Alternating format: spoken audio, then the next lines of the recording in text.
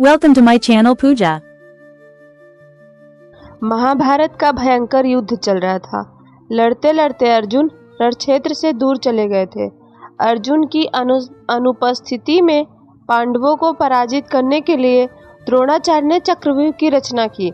अर्जुन पुत्र अभिमन्यु चक्रव्यूह भेदने के लिए उसमें घुस गए। उसने कुशलता पूर्वक चक्रव्यूह के 6 चरण भेद लिए, लेकिन 7वें चरण में उसे दुर्योधन, जयद्रथ आदि 7 महारथियों ने घेर लिया और उस पर टूट पड़े।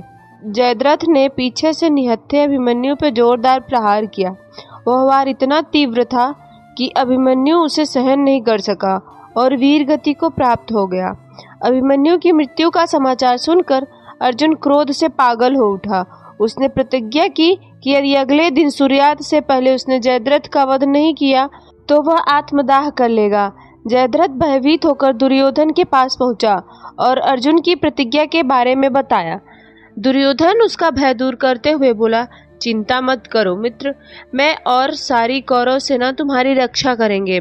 अर्जुन कल तुम तक नहीं पहुंच पाएगा, उसे आत्मदाह करना पड़ेगा। अगले दिन ही युद्ध शुरू हुआ।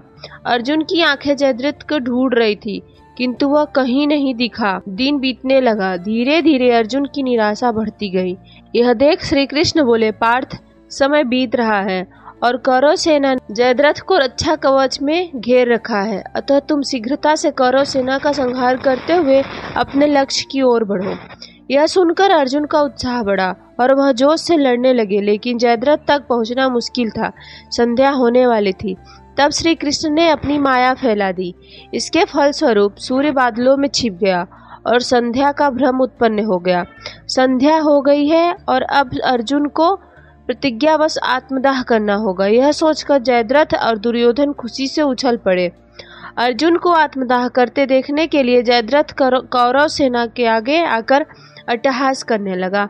जयद्रथ को देखकर श्री कृष्ण बोले, पार्थ, तुम्हारा शत्रु तुम्हारे सामने खड़ा है, उठाओ अपना गांडीव और वध कर दो इसका। वह देखो, अभी सूर्यास्त नहीं हुआ है।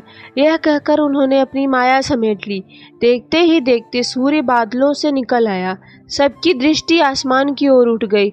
अब सूर्य अभी भी चमक रहा था।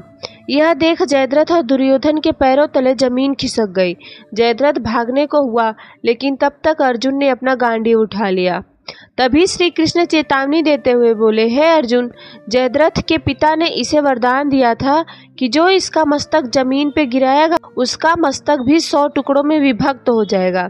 इसलिए यदि इसका सिर जमीन पर गिरा तुम्हारे भी सिर के 100 टुकड़े हो जाएंगे।